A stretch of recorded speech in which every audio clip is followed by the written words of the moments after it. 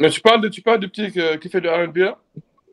Les deux gars que je vois là, ces deux gars-là, donc le gars là est signé chez Usher, c'est ça? Qui? Laisse-moi voir. Le, Le, le, le, Ah, ouais. le bon gars là qu'on parlait? Oh, J.D. McCrazy. Lui, ça Oh, passe me dit quelque McCree. chose. McCree, ok, ok. Je pensais que tu parlais les du nouveaux nouveau gars. artistes d'Usher, Jadon. Jadon, il est signé apparemment dans le label de Usher. Ah, Bon, il n'a pas vraiment échappé à c'est le Diddy alors. label. Il est juste signé dans le label de Usher. Ça veut dire pas que Usher, c'est le gars qui est en train de le Attends, attends, mentoring. attends, attends, attends. Ah, il est signé sur le label de El Reed. Bon, El Reed, El Reed, c'est toujours Usher, puisque c'est apparemment, c'est un label que El Reed et Usher ont fondé qui s'appelle Gamma. Et apparemment, et autres et tout. Bon, c'est ça. Tu connais El Reed, non? C'est des labels et des labels. All I'm hearing is you signed to one nigga, to sign to two niggas, to sign to three niggas, and that's bad luck. Sign to a nigga to sign to a nigga to Non, non, non, non, sentence. non, c'est un label en fait, les dirigeants de ce label-là, c'est Usher et El Reed, c'est un label qui s'appelle Gamma. Ok. En fait, j'ai entendu parler de Gamma Records. Ouais. Et c'est un label avec il y a deux artistes que j'ai commencé à capter l'œil là. Il y a le J-Don là et le Paradise. Il y a un gars là qui s'appelle Paradise là. Ah! Ok! C'était le tueur de Terrified. Vous vous rappelez le gamin qu'on entendait dans Terrified de Childish Gambino là?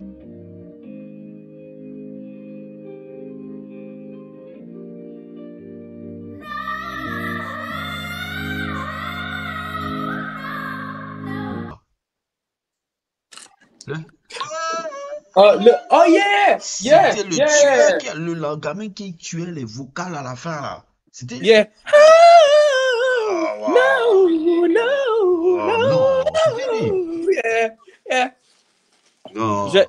J'avais vu un live qu'il avait fait avec Childish Gambino, puis Au le Grammy mec là. avait l'air irrité, hein.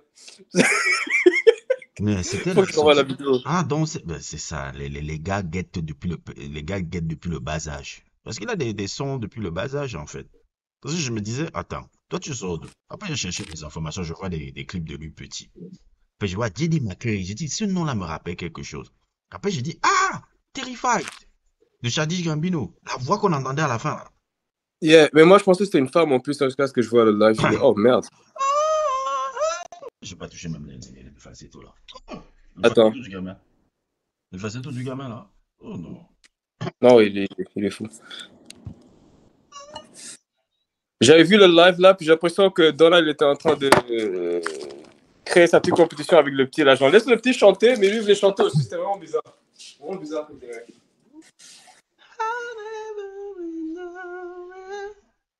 Non, le Jaden là, c'est bien. On en a marre des Tutsis, on en a marre de tous ces Don Toliver, on en a marre, je dirais même de Chris Brown aussi, et tous ces thug niggas là. Les thugs là, les rappeurs, les chanteurs de R&B mainstream qui pensent qu'ils sont au quartier Des de Watts rappeurs. là, au quartier de Watts et les filles sont en train de twerker. Oui, ramenez-nous les good old boys, les good old boys avec les pretty face, hot drop, Et et, les tresses. hmm, Et les tresses. et les tresses. Tu vois, le gars, il est même dans un clip là, dans le truc là de live que j'ai vu, il avait avec les dourags, les trucs là, et j'ai dit, hey, mon Dieu, j'ai l'impression qu'on est dans les années 2000. J'ai eu j'ai comme vu, j'étais comme Des flashbacks. des flashbacks. Et tu attends, on est où là? On est dans les années 2000 là, dourag, truc, même la vibe, le truc. Ah non, ramenez-moi ça, frère. Moi, je peux encore accepter ça. Dans le mainstream, je peux accepter. Le vibe, là, c'est partout ici en Angleterre. Hein. Il y a beaucoup de gosses comme eux ils veulent chanter, ils veulent danser, Ah, ils font des trucs. je sais pas c'est qui m'a dit ça. Je crois que c'est Alex qui m'avait dit aussi ça. Il m'avait dit exactement ça, qu'en Angleterre, en ce moment, il y a une vibe qui revient un peu au R&B mainstream des années 2000 là. Ouais, depuis 2021, 2020, 2021, ça commençait à être comme ça. Non, c'est bien, c'est bien, c'est bien. Nous, on a besoin un peu de ça. On en a marre de tout ça. Les gars qui chantent avec l'autotune là et avec les tatouages partout sur le corps Hmm. et racontent leur vie, leur vie de merde comme s'ils sont dans le hood. Il y en a marre. Dégagez. I got this dick for you. Il y en a marre. Dégagez le français. Dick Rebel, shut the fuck up. Il y en a marre, on ne veut plus de vous voir les hautes et tout, parler de sexe sans subtilité. Il y en a marre de vos gueules. I must have found your heart the way I'm always inside you. Non, il y en a marre de vos trucs. Il y en a marre. Voilà. Mais il y en a marre. Le peuple en a marre, marre, marre. Ah, ça, les gars là n'escapent pas de rose. C'est bien. En espérant que si Didi était vivant, hein, Didi aurait déjà chopé le gamin là. Il aurait déjà mis le gamin là, il allait dire Usher. Il allait dire Usher. Hey, take your shirt off in the video and rub some cream on you. Je vais te Hey dire. yo, hey yo. Et surtout, rappelez-vous que Usher, Reid avait envoyé Usher chez Didi hein, quand il était au même âge. Petit là, à 14 ans, 13 ans. Vous vous souvenez de ça? La formation de Usher chez Didi à 13 ans, 14 ans, c'est Reid qui l'avait amené là-bas. Après, Usher a fait la même chose avec Justin Bieber. Il a envoyé chez Didi. Il aurait fait ça aussi au gamin là. Bon, on va t'amener chez Didi. Didi va être ton producteur exécutif. Il va te tuer. Et là, tu vas voir le gamin qui allait connaître les conneries. Justin Bieber doit quitter il doit quitter Los Angeles. Hein? Moi, je pensais qu'il vivait au Canada, moi. Je sais pas pourquoi j'ai pris. Non, il vit à Los Angeles. Il doit aller quelque part. Il doit aller à la campagne. Il doit vivre à la campagne. Oui, il doit partir à Wyoming. Je peux idée ça. Il doit faire Wyoming. Malheureusement, il est marié à une fille qui est toujours dans le délire des célébrités. Beverly Hills type of girl. Mais attends, mais en fait,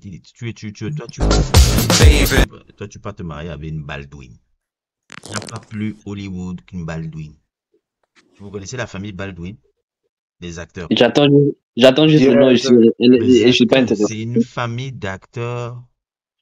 Bah, c'est l'une des plus grandes familles d'acteurs de l'histoire d'Hollywood. Il n'y a pas un ou deux ou trois grands acteurs. Il y en a 5, 6 dans cette famille-là.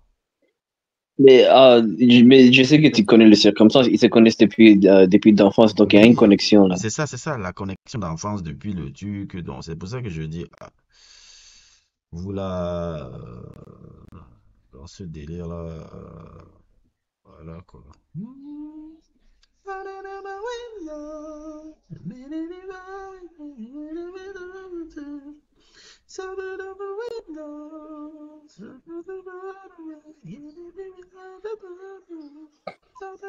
Oh.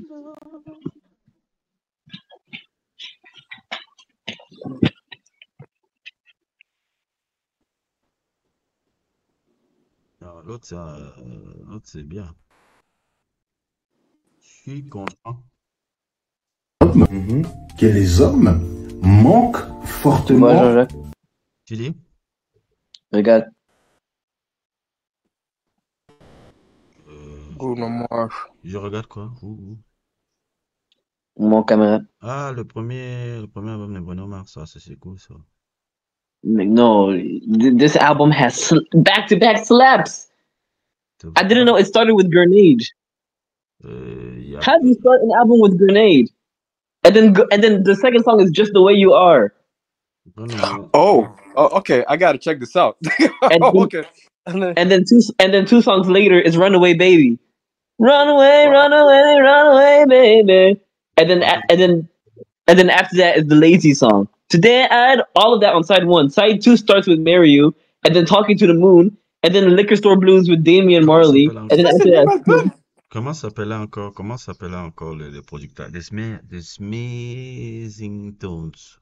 C'était les producteurs, ceux qui avaient produit tout entièrement cet album-là.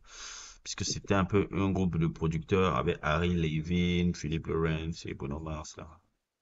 Laisse-moi voir s'il y a un petit carton dans le. Je n'ai pas encore ouvert parce que j'étais occupé hier. J'ai acheté ça hier.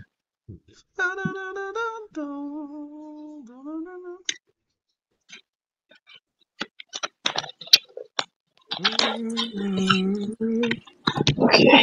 Laisse-moi rentrer. Maintenant, les chanteurs de R&B sont grands de taille. C'est quoi ça? C'est l'époque Chris Brown, ça. Ils sont tous grands, là. Hey bro, you got what you wanted, don't beg. Ça, c'est quoi ça? Les chanteurs de R&B maintenant sont 2 mètres. C'est parce que les rappeurs aujourd'hui sont courts. Ouais, ils racontent n'importe quoi. Ah, moi, je suis content de voir ça. Moi, je ne vais pas te mentir. J'ai même beaucoup d'émotions quand je vois ça. Je dis, enfin, revenir un peu à quelque chose. Jean-Jacques, executive producers de Smeezingtons. Oui, c'est ça que je disais. Je me rappelle que c'était eux c'était le crew de producteurs de Bruno Mars, Harry Levy, et choses. Comment s'appelle le troisième coco, là? Ça s'appelait comment le troisième coco? Il était dans les 3 producteurs, là. Philippe Lopez. Voilà, c'était les 3, là. Ouais. Ça me fait pas.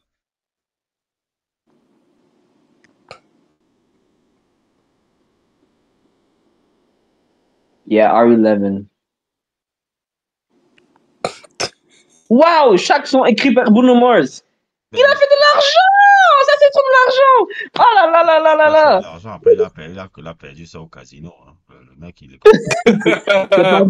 c'est pas vrai, ça. C'est pas vrai, ça. C'était une... Apparemment, le mec... Pour de vrai, c'est une blague? Apparemment, le mec, c'est un adepte du casino. Hein. Ouais, c'est ce que j'ai vu. Apparemment. Mais vraiment... Mais moi, je demande, le coco, là, vous croyez que... Comment il s'appelle, là?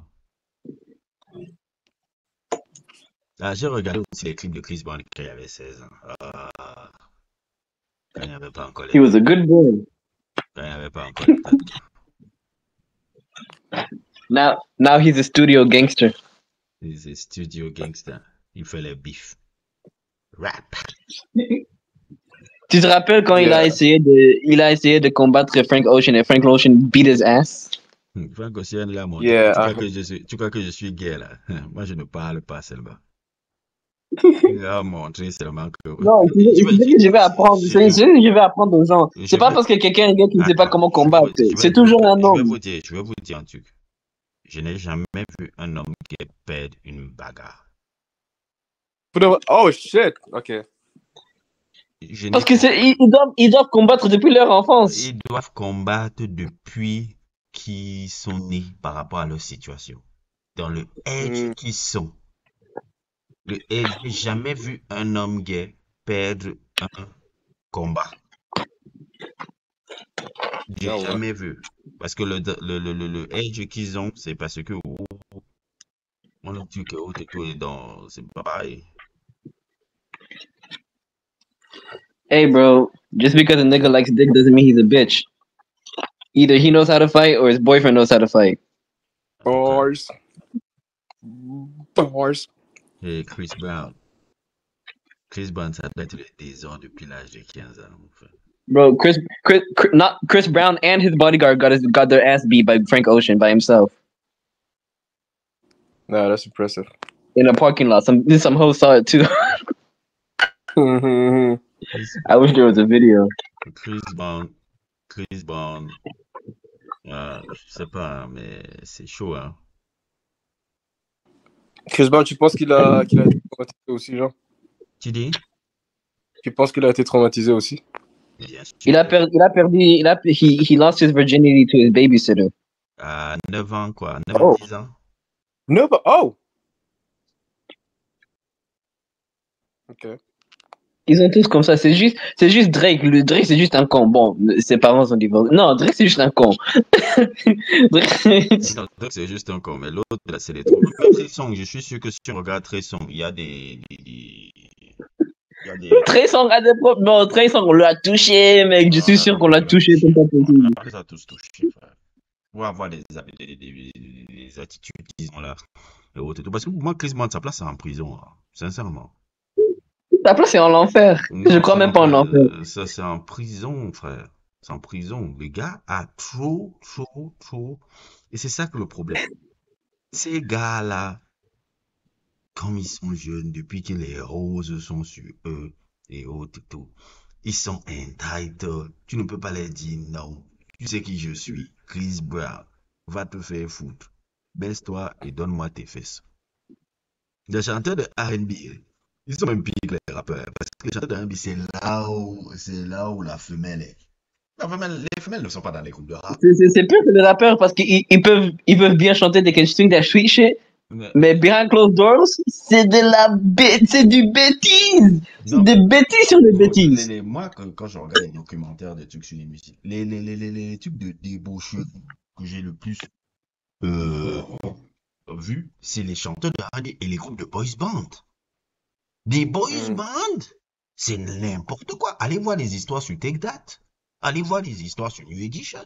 Allez voir les histoires sur les Jackson 5. Temptation. Tout c'est n'importe quoi. Le groupe des trucs, c'est n'importe quoi. Vos grands-mères, ce qu'elles foutaient là-bas, c'est n'importe quoi. Bon, nos grands-mères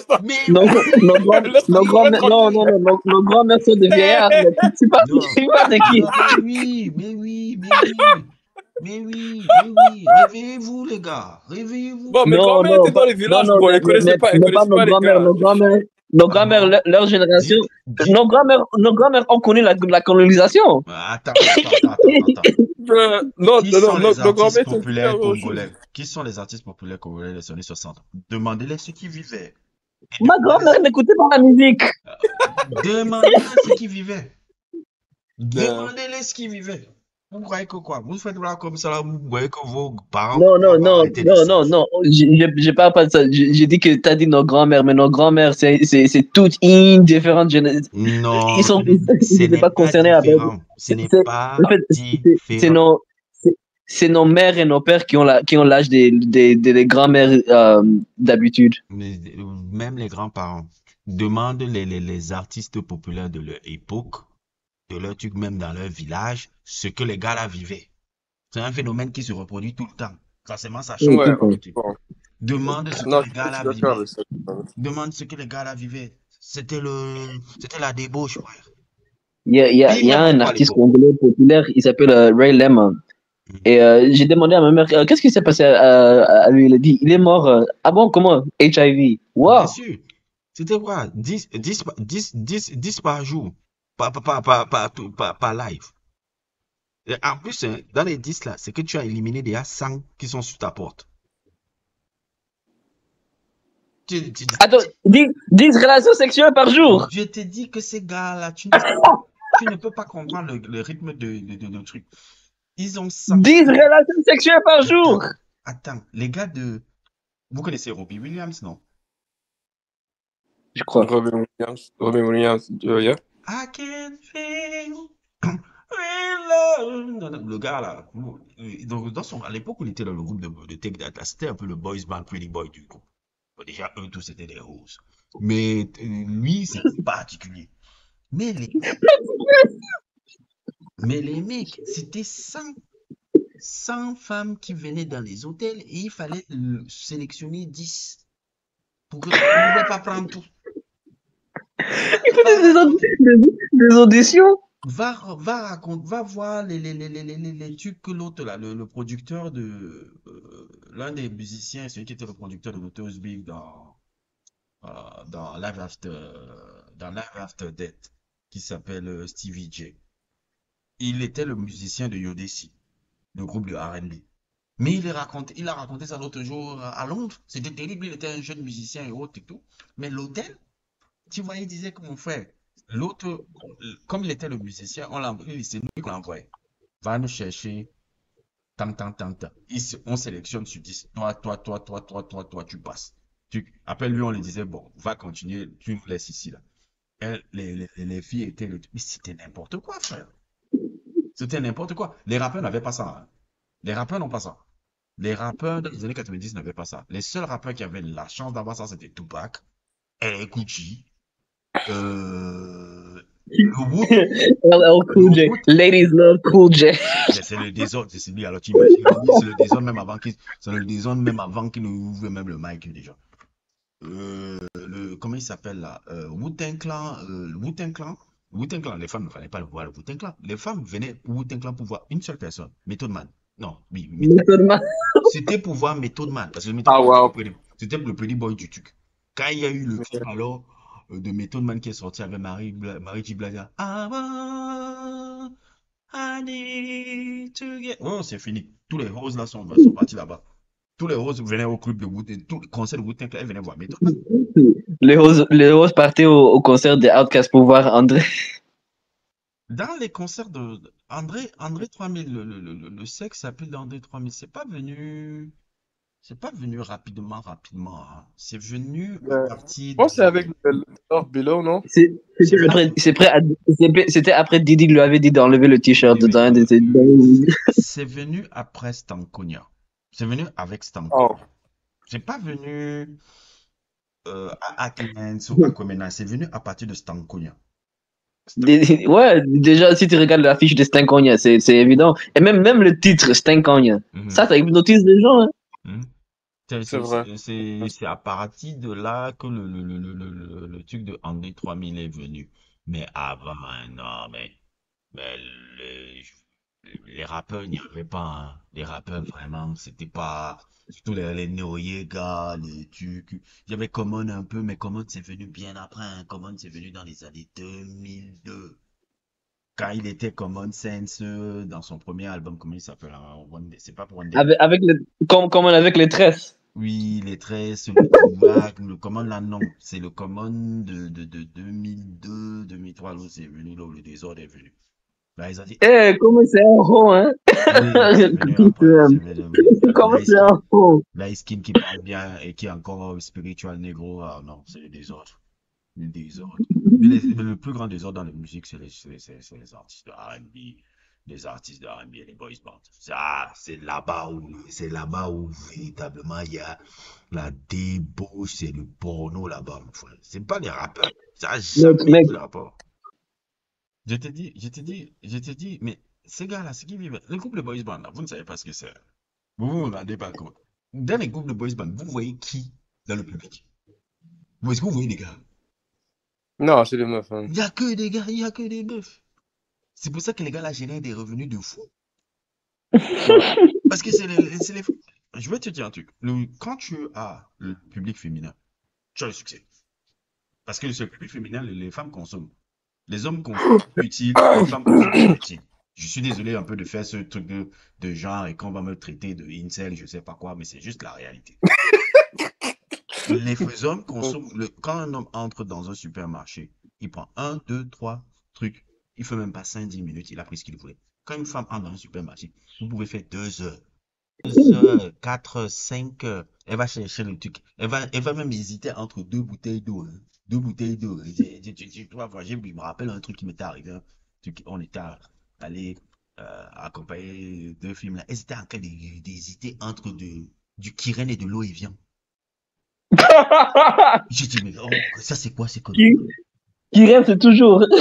C'était Kiren et de l'eau Evian. Et c'était même en train d'argumenter. Hein. J'ai dit, je tapais mon ami là, c'était Aïna. Je prends témoin Aïna. Je dis, regarde. Je dis, regarde la science-fiction là. Regarde ça.